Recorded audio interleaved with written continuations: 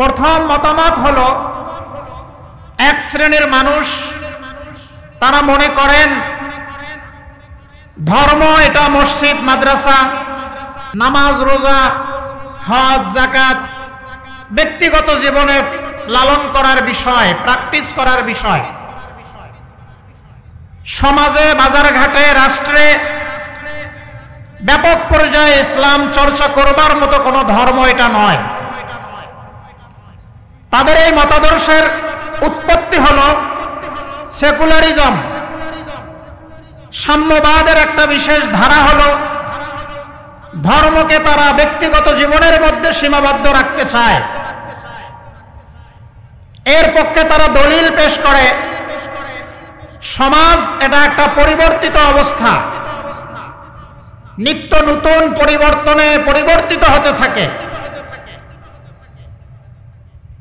কোন ধর্মের আদলে যদি সমাজ পরিচালনা করতে যাওয়া হয় তাহলে পরিবর্তিত সমাজ ব্যবস্থায় সেই ধর্ম বাধা হয়ে দাঁড়াবে, সেই পরিবর্তিত সমাজ ব্যবস্থায় ধর্ম অচল হবে।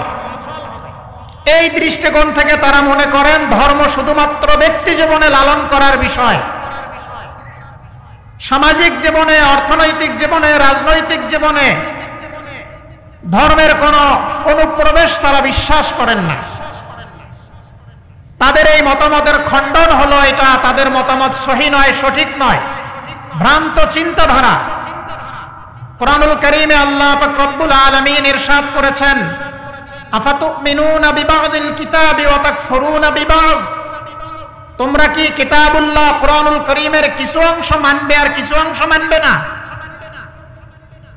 সূরা বাকারার 208 নম্বর আয়াতে আল্লাহ পাক রব্বুল আলামিন ইরশাদ করেন, ইয়া আইয়ুহাল্লাযীনা আমানু দুখুলু ফিস-সিলমি কাফা।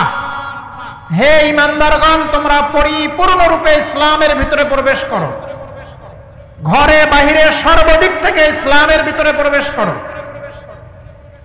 খণ্ডিত ইসলাম আল্লাহর কাছে গ্রহণযোগ্যতা পাবে না, মান পাবে না। খণ্ডিত ইসলাম পালন করে দুনিয়ার লাঞ্ছনাও আমাদের পিছে ছাড়বে না, পরকালীন শাস্তি থেকেও মুক্তি পাওয়ার সম্ভাবনা খুবই ক্ষীণ। দ্বিতীয় বিষয়, সমাজের অধিকাংশ মানুষ মনে করেন, বিশেষ করে এক শ্রেণীর মানুষ মনে করে থাকেন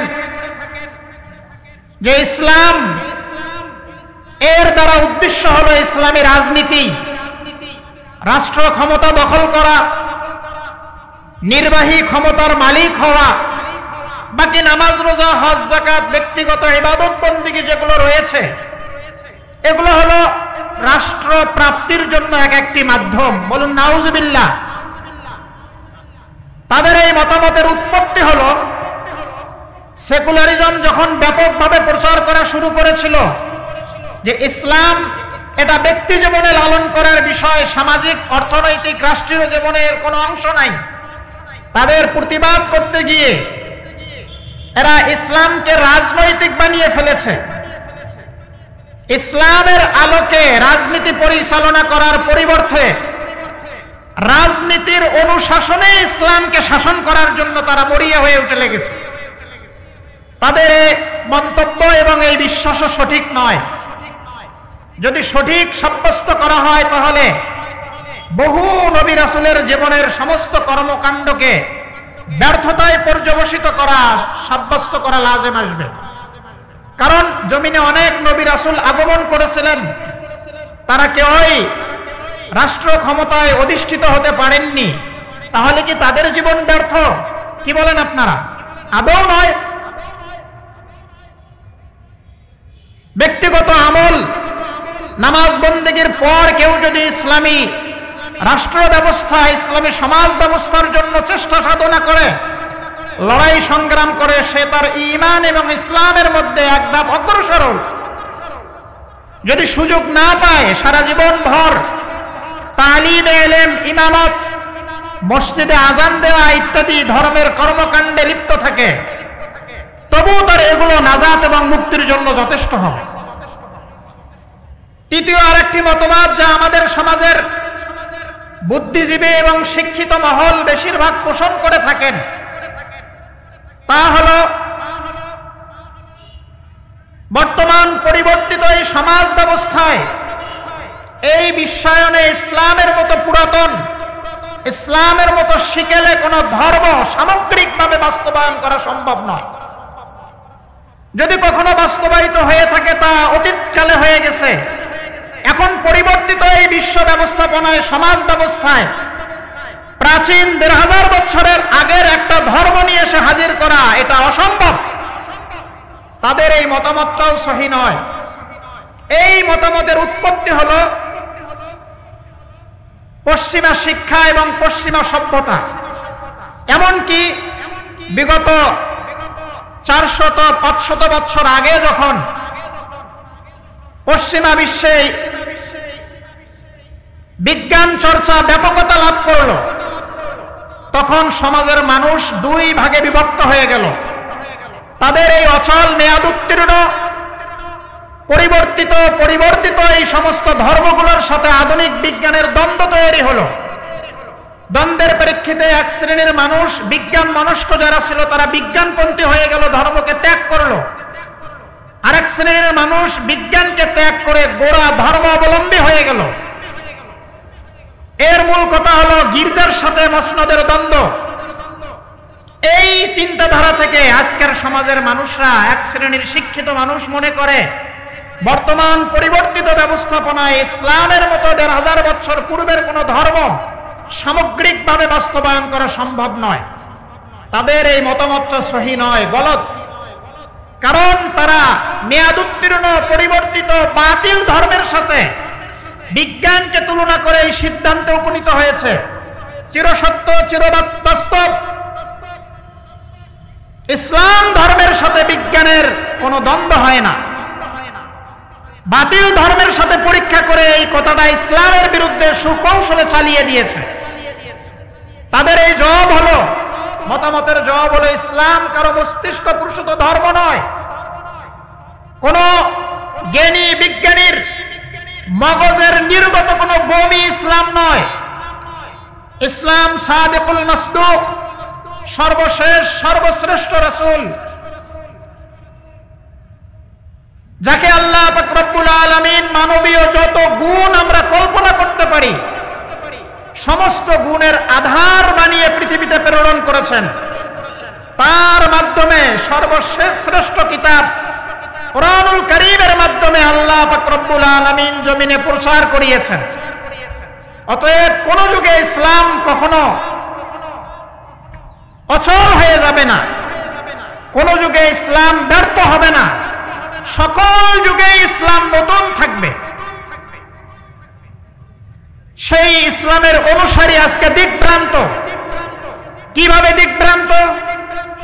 আমরা স্বাধীনতার 53-54 বছর পর্যন্ত দেখতেছি যারা সমাজের নো লেভেলের মানুষ, না শিক্ষা দীক্ষা আছে, না চারিত্রিক কোনো উৎকর্ষতা আছে, এমন লোকেরা বছরের পর বছর নেতৃত্ব প্রদান করে আসছে, যারা অনেক সময় পেশাদার খুনি হয়, চোর হয়, ডাকাত হয়, সন্ত্রাসী হয়।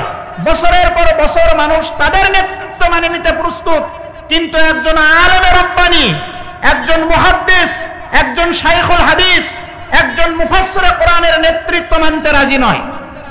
এটা আমাদের কপালে একটা দুর্ভাগ্য। কি বলেন আপনারা? এই অসৎ লোকেরা নেতৃত্বের মসনদ দখল করার পর বছরের পর বছর যারা বাংলাদেশের রক্ত ঘামানোর টাকা, জনসাধারণের শ্রমিক মজদুরের হাজার হাজার কোটি টাকা বিদেশে পাচার করে, তারপরে আমরা তাদের পিছে ছাড়তে পারতেছি না।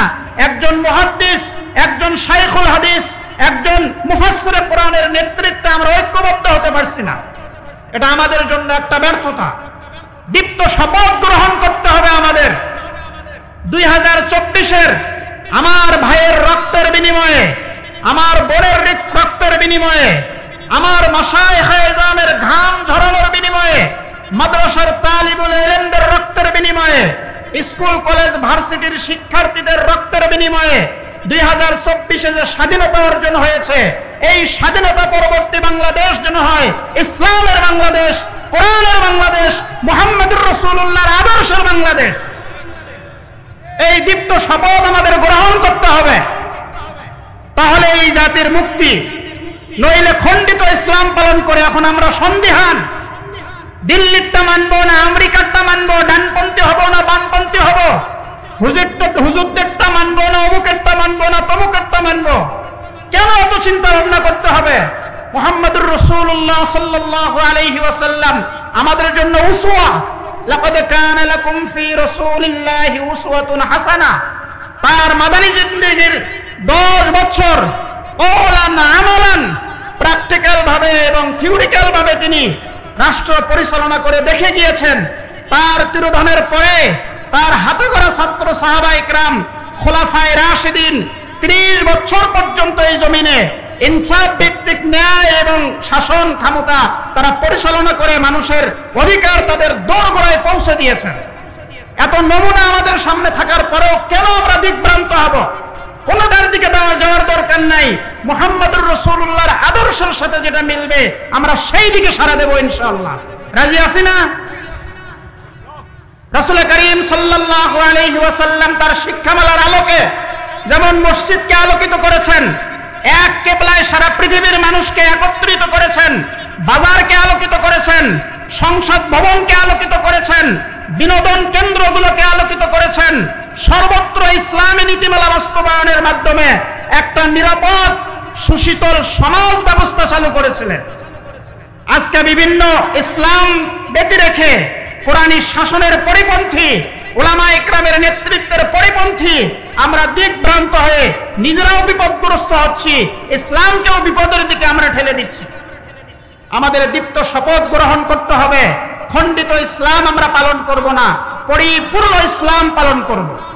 রাসূল করিম সাল্লাল্লাহু আলাইহি ওয়াসাল্লামের সাহাবায়ে ইকরামের যে আদর্শ জগতে আল্লাহ পাক রব্বুল আলামিন জলজল করে উজ্জ্বল হিসেবে রেখে দিয়েছেন তা আমরা চর্চা করব। নবীজি এবং সাহাবায়ে ইকরামের আদর্শে জীবনের সকল কর্মকাণ্ডকে আমরা ঢেলে সারাবার চেষ্টা করব ইনশাআল্লাহ। রাসূল করিম সাল্লাল্লাহু আলাইহি ওয়াসাল্লামকে আল্লাহ পাক রব্বুল আলামিন অভূতপূর্ব গুণাবলী দিয়ে পৃথিবীতে প্রেরণ করেছেন। তার মধ্য থেকে একটি বিশেষ অবদান হলো তিনি নবীজির আগমনের আগে সমাজের মানুষ দুই ভাগে বিভক্ত ছিল। একদল মানুষ তারা রাজপ্রাসাদে ছিল, তাদেরকে কোনো ধর্মের বাণী শোনানো যেত না। আর একদল মানুষ ছিল গির্জায়, পেগোডায়, পূজা মণ্ডপে, তাদেরকে দুনিয়ার কোনো অংশ দেয়া হতো না। রাসূল করিম সাল্লাল্লাহু আলাইহি ওয়াসাল্লাম তার অপূর্ব শিক্ষামালার আলোকে দুই প্রান্তকে টেনে এনে এমন ভাবে অপূর্ব সমন্বয় সাধন করেছেন যে সমন্বয়ের মাধ্যমে নবীজি ঘোষণা করেছেন একজন ব্যক্তি নামাজ পড়ার মাধ্যমে, রোজা রাখার মাধ্যমে, হজ করার মাধ্যমে, তাহাজ্জুদের মাধ্যমে যেমন আল্লাহর সন্তুষ্টি অর্জন করে জান্নাতি হতে পারে, ঠিক একই রূপে একজন মানুষ সমাজের মানুষের অধিকারের জন্য লড়াই করে, রাষ্ট্র পরিচালনার জন্য লড়াই করে এবং অধিকার বঞ্চিত মানুষের অধিকারকে তাদের দোরগোড়ায় পৌঁছে দেওয়ার জন্য যদি লড়াই করে, সে আল্লাহর জান্নাতি হতে পারে। সেই দিক আমরা কখন অগ্রসর হব? সেই জীবন আমাদের কখন আসবে? এই জন্য সাহাবায়ে ইকরামের জীবন চরিত্র অধিক পরিমাণে আমাদের চর্চা করতে হবে এবং তা আমাদের প্রাত্যহিক আমলী জীবনেতে বাস্তবায়ন করার জন্য আপ্রাণ চেষ্টা করতে হবে। তাহলে এই অবস্থান থেকে আমরা মুক্তি পাবো। আল্লাহ পাক রব্বুল আলামিন আমাদের সকলকে মহানবী মুহাম্মদুর রাসূলুল্লাহ সাল্লাল্লাহু আলাইহি ওয়াসাল্লামের উসওয়া এবং তার হাতে গড়া ছাত্র সাহাবায়ে ইকরামের আদর্শ ধারণ করে দুনিয়ার ক্ষণস্থায়ী জীবনে সুখী হবার এবং এর আলোকে পরকালীন জীবনের ভয়াবহ আযাব থেকে রক্ষা পেয়ে প্রত্যেককে এক একজন জান্নাত উপযোগী মানুষ হয়ে দুনিয়ার ক্ষণস্থায়ী জীবন থেকে বিদায় গ্রহণ করবার সৌভাগ্য আল্লাহ পাক রব্বুল আলামিন দান করেন। সকলে বলুন আল্লাহুম্মা আমিন।